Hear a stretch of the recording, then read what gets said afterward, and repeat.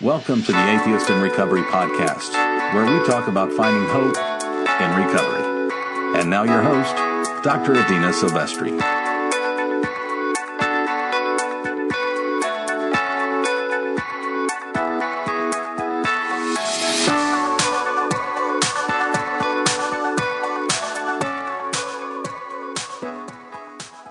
Hello, ladies and gentlemen, boys and girls, and welcome to episode 22 of the Atheists in Recovery podcast, When a Man Loves a Woman. So today starts our series on movies that move us. And I'm taking a little break from having guests on.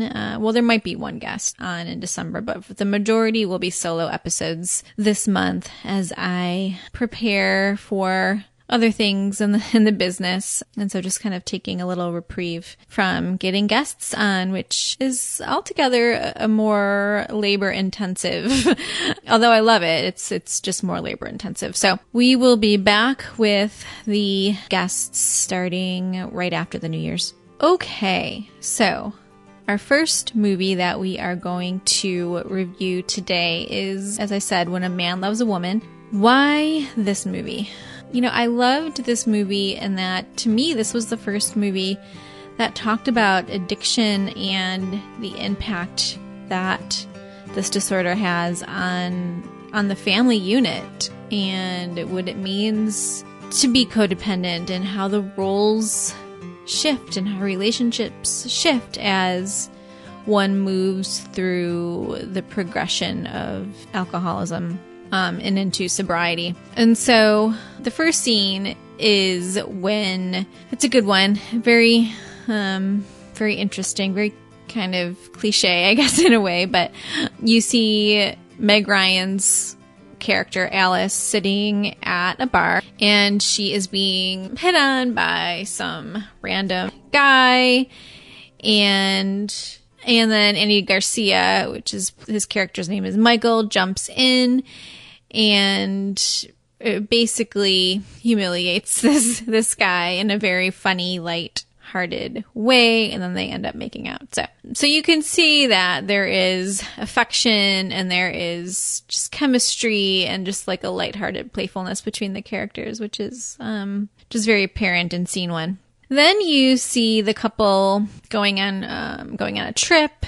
A lot of it is subtle drinking. Actually, even before they go on the trip, they go out for their wedding anniversary, and Alice is drinking too much. You can see it when they're on the dance floor. You could see it when they're leaving the house. I think she has a beer in her hand as she's leaving the house.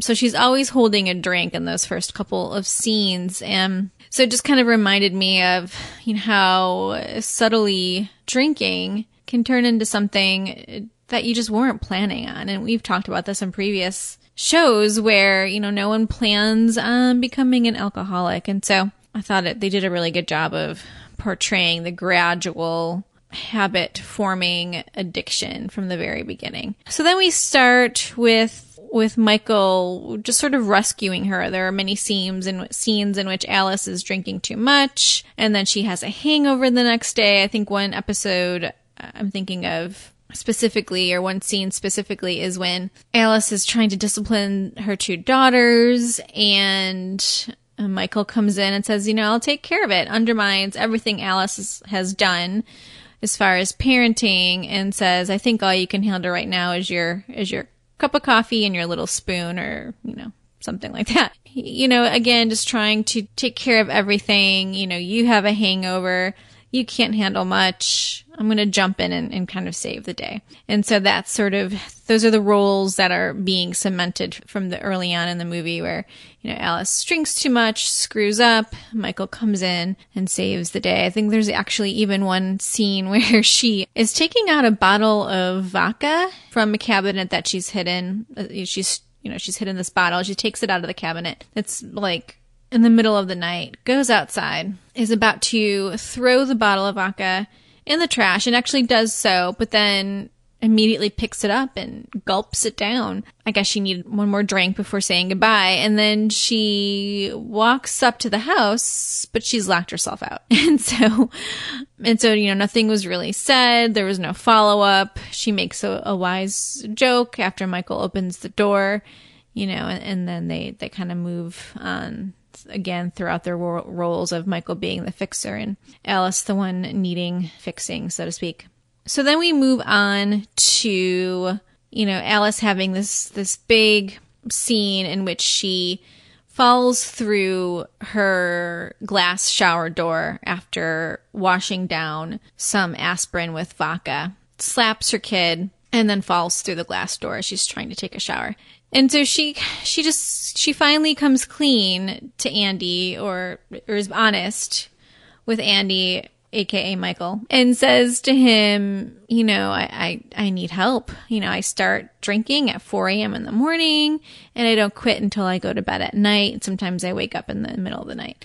And so, I'm scared, I'm anxious, all these things. And she's saying all this in the hospital bed. And, Michael you could tell his character is starting to feel guilty and maybe even a little uncomfortable.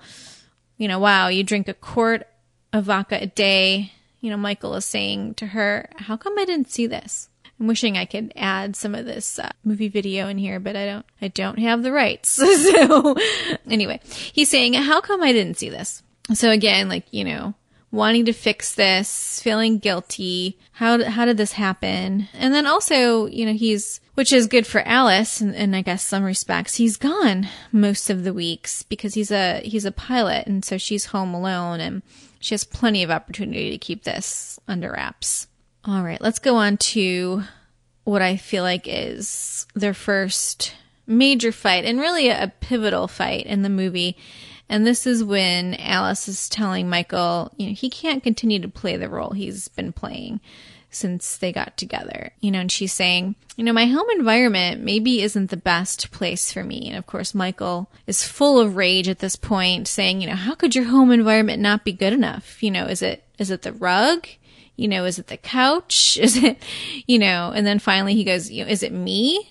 Am I the reason that your home environment isn't working for you? And then, it's a very emotional scene, but Alice is basically telling him, in order for her to get better, she needs to start taking care of herself. And thus the roles that they've been playing up until this point have to change, right? She's doing all this work. By the way, she just got out of detox, 30-day detox. So she's gotten out of detox. She's doing all of this work. And, Michael's sort of on the sidelines saying, what am I to do here? How can I help you? And she's saying, I got to figure this out.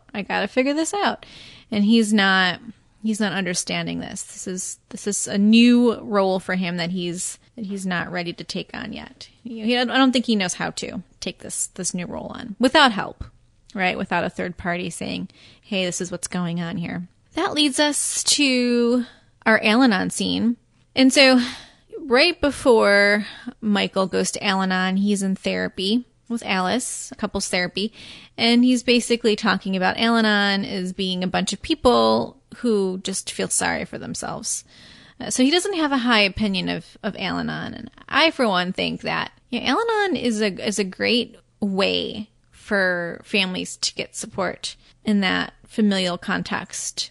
So anyway, so he ends up going to Al-anon, and he speaks for the first time, and he says, I've been coming here. This is him talking. I've been coming here for 4 months, and this is the first time I've talked. And he's there, and he's saying, that basically his life has been centered around Alice, and now that it's not, he just kind of looks at her from afar and, is thinking, what did I do wrong? And again, there's that compulsion to want to fix things. But you can tell that he's in the right place. He's in the place that is, people are around him that have gone through the same things he's going through and have walked that walk. And so, Al-anon or any of those other familial recovery meetings, I think are so important. So important. Let's move on to the last clip of the movie, which I also think is quite beautiful. So Alice is 6 months sober.